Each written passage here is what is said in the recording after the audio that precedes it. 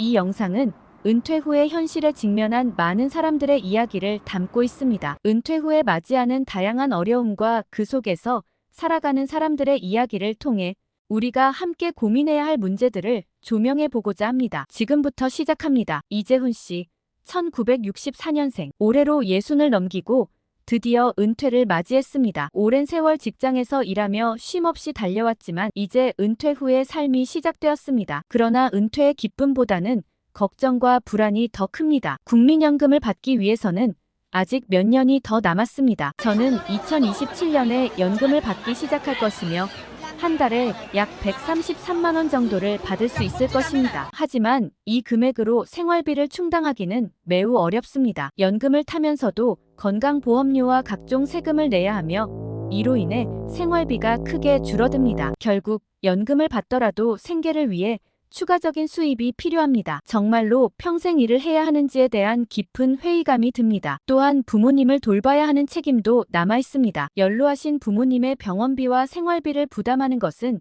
쉽지 않습니다. 그들의 건강을 돌보면서도 경제적 부담은 갈수록 커져만 갑니다. 이는 가족 내에서 돌봄 역할을 담당하는 저에게 큰 부담으로 다가옵니다. 자식들도 아직 독립하지 못했습니다. 학비와 생활비, 결혼 자금까지 지원해야 할 것이 너무나 많습니다. 자식들이 자립할 때까지 뒷바라지를 해야 하는 현실 속에서 나 자신을 돌볼 여유는 없습니다. 자식들에게 용돈을 주고 그들의 필요를 채우기 위해 애쓰면서도 자신을 돌보는 것은 뒷전이 될 수밖에 없습니다. 더욱이 집에 있으면 아내의 눈치를 봐야 한다는 생각에 마음이 무겁습니다. 하루 세 끼를 아내와 함께 먹어야 하는 현실이 가장 괴롭습니다. 예전에도 돈을 벌어오지 못했을 때 아내의 구박을 받았던 기억이 떠오릅니다. 직장에서 실적이 좋지 않거나 돈을 벌어오지 못했을 때 아내에게 멍들도록 맞았던 기억이 남아 있습니다. 아내는 종종 제가 돈을 벌어오지 못하면 무시하고 구박하며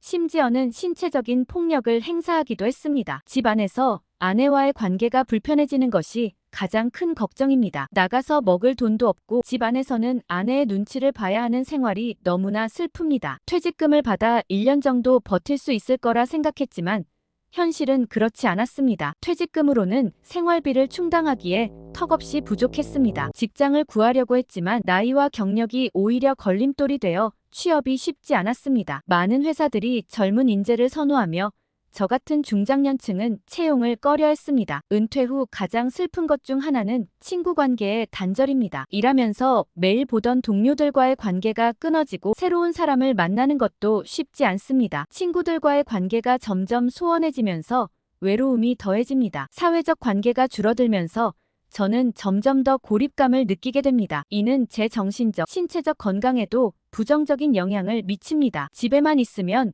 우울증과 고독이 밀려옵니다. 아내의 눈치를 보며 집에서 지내는 시간이 길어질수록 정신적으로 더욱 힘들어집니다. 밖에 나가도 갈 곳이 마땅치 않아서 더더욱 서글픕니다. 많은 은퇴자들이 비슷한 고민을 하고 있습니다. 통계에 따르면 한국의 은퇴자들 중 31.1%가 경제적 어려움을 가장 큰 문제로 꼽았으며 17.1%는 건강 문제, 16.5%는 우울과 고독을 주요 문제로 꼽았습니다. 건강 문제로는 고혈압, 당뇨병, 심장질환, 암, 만성호흡기 질환 등이 있습니다. 이러한 질병들은 높은 사망률을 보이며 특히 만성질환은 관리와 치료에 많은 비용이 들어갑니다. 저는 결국 무료급식소를 찾아가게 되었습니다. 무료급식소에서 한 끼를 먹기 위해 몇 시간을 기다려야 했고 그 시간 동안 느껴지는 서글픔은 이루 말할 수 없었습니다. 때로는 폐지를 주워보기도 했지만 하루에 얼마 벌지도 못했습니다. 이 모든 것이 결국 돈이 되지 않아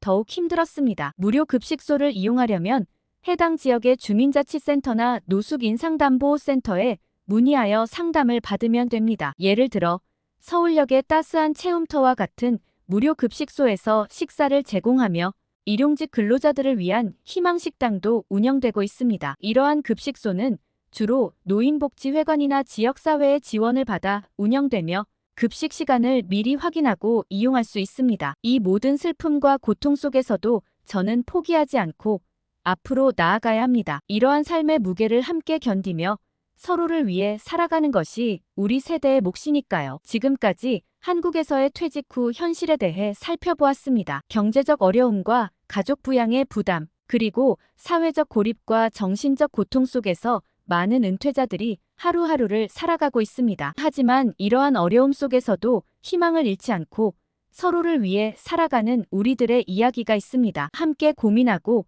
해결책을 찾아가며 더 나은 미래를 만들어 나갑시다. 이 영상이 조금이라도 도움이 되길 바라며 시청해주셔서 감사합니다.